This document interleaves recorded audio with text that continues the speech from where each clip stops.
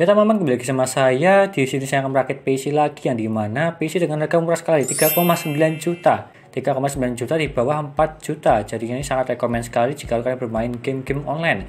Di sini partnya hampir sama dengan yang dulu, tapi hampir ya tidak semuanya sama karena emang saya itu random mendapatkannya. Dan juga ada banyak orang yang merakitnya seperti ini. Banyak orang yang mesen sih, jadinya saya bikin video kebanyakan itu Core 3470, kebanyakan itu ya.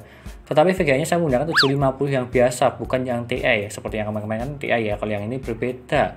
Di sini 3,9 juta yang dimana menggunakan casing yang warna putih. Sangat rekomend sih kalau yang ini warna putih, dan juga sirkulasi anginnya itu bagus untuk yang ini. Dan apa aja paparnya semua ini nanti saya akan kasih tahu. Yang pertama, jangan lupa klik subscribe atau teman-teman pojok kanan bawah tuh ya, tinggal diklik seperti itu. Dan juga jangan lupa sawer ya di linknya di deskripsi untuk mendukung channel ini.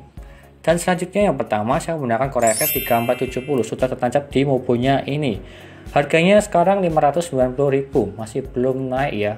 Padahal sudah naik sih dari dulu itu, yang dimana awalnya tersebut 550 sampai ke 590.000. Tapi ya nggak sampai 100.000 naiknya, nggak masalah, masih aman. 4 core 4 thread paling banyak dicari untuk Gen 3.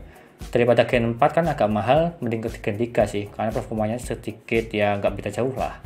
Selanjutnya untuk mobonya saya menggunakan ini mobonya MSI yang serinya di sini ya, ada tulisan serinya atau di sinilah. Aku juga lupa serinya apa. Biasanya itu saya memakainya yang H61, tetapi di sini saya memakai yang beda, jadinya saya mendapatkan ini. Yang dimana mobonya ini dia tuh ATX, bukan MATX seperti yang biasanya H61. Dan di sini mobonya saya jual dengan harga 470.000, harganya di pojok sini. Tapi kan saya random ya, ada yang H61, ada yang seri B, seri Z, dan juga ada serinya ini ya. Kalau yang mobonya ini dia tuh tidak support dengan integrated VGA, karena di portnya tersebut di sini dia tuh nggak ada slot untuk displaynya, jadinya USB semua kebanyakan seperti itu. Jadi hanya khusus untuk VGA tambahan saja untuk mobonya ini, khususnya inilah. Harganya 470.000. Selanjutnya RAM saya menggunakan ini 2x4GB seperti biasa, ini mereknya Samsung ya. Harganya 200.000 untuk satunya, kalau dua berarti 400.000. Linknya semua ada di deskripsi. Selanjutnya untuk SSD saya menggunakan AGI ya, seperti biasa lah menggunakan ini, yang dimana dia tuh 120GB, harganya 280.000. Ya rekomend sih kalau yang ini, bagus lah, karena saya memakainya ini sudah 5 kali lebih kalau nggak salah memakai ini, jadi ini rekomend. Selanjutnya untuk hard disk saya menggunakan ini random ya, saya tuh belinya random, dapatnya Toshiba 500GB, harganya 150.000 ya, seperti itulah random, tapi saya sudah coba ini tuh bagus, suhunya juga dingin.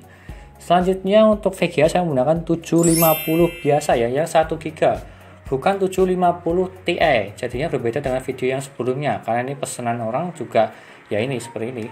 Saya tuh membelinya dengan harga 1 juta untuk yang ini MSI nya ini, jadi ya rekomend lah.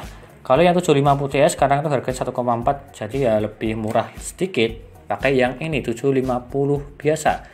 Kalau dibandingkan dengan 1030 lebih bagusan ini, jadinya saya memilih ini aja, MSI GTX 750 yang polos 1 GB.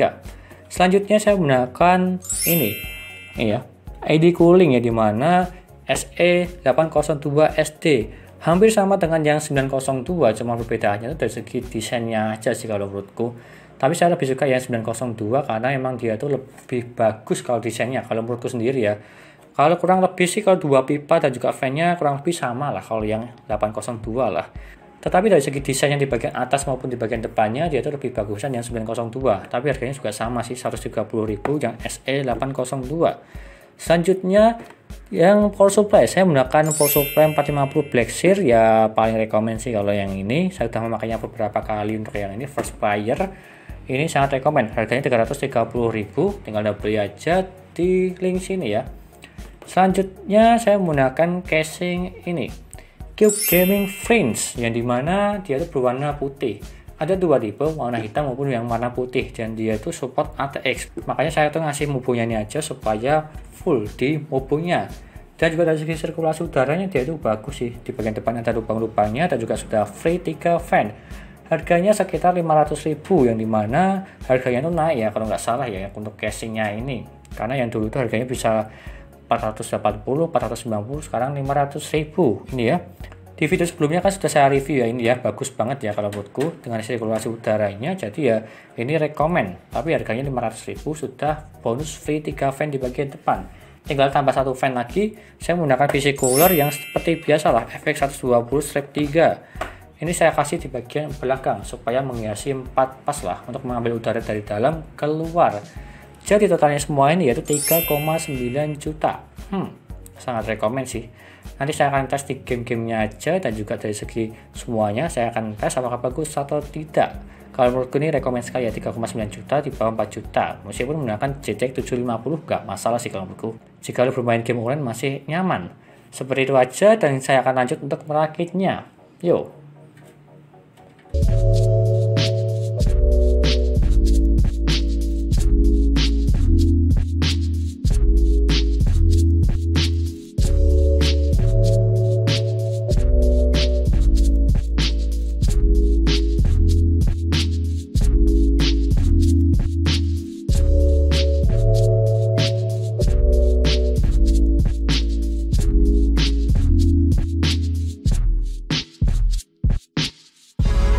Dan lalu yang pertama saya tes untuk booting Windowsnya, yang dimana saya menggunakan SSD AGI, dan kita tunggu aja.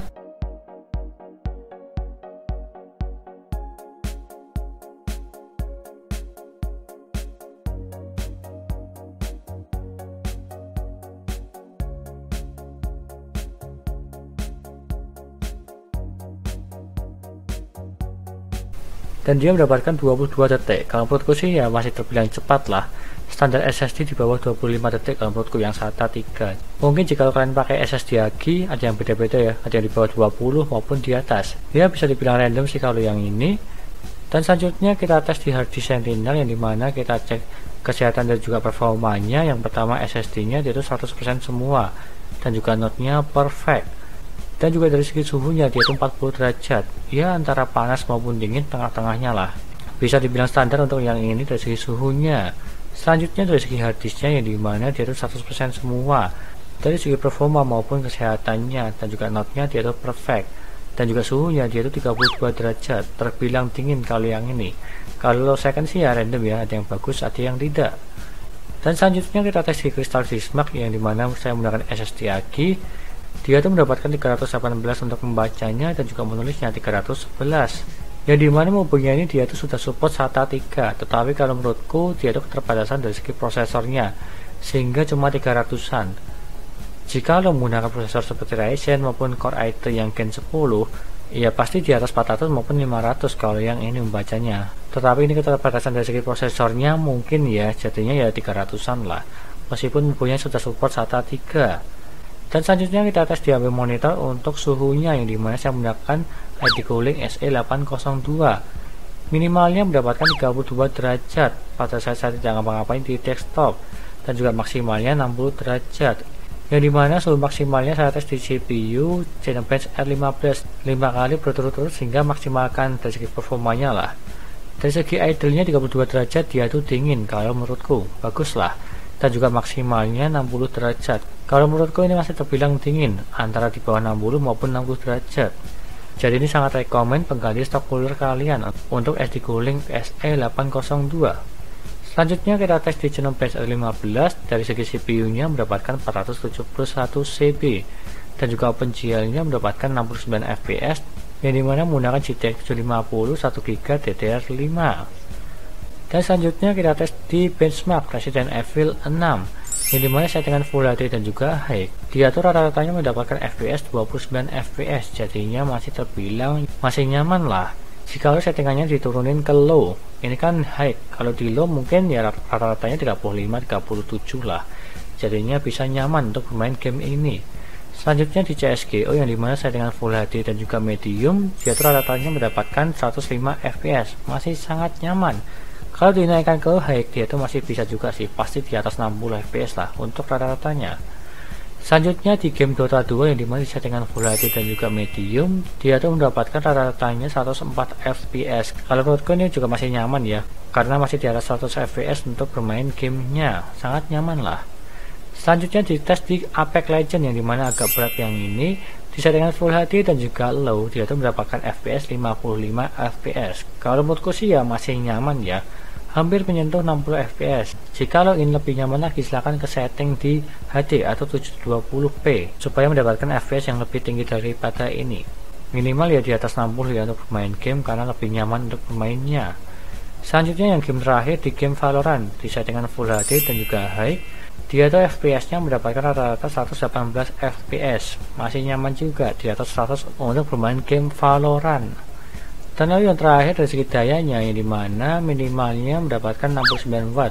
Idle tidak ngapa-ngapain di desktop. Ini terbilang agak tinggi ya untuk 69 watt.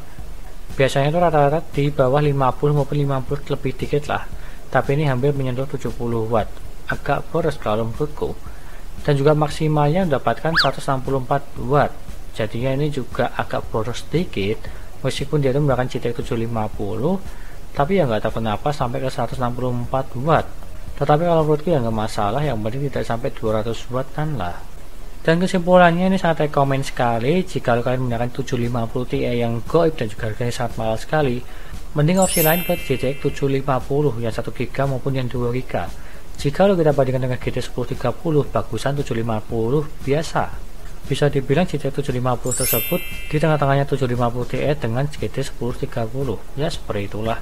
Jadi lebih rekomend GT 750 daripada 1030. Dan semua listnya ada di sini dan juga semua linknya ada di deskripsi.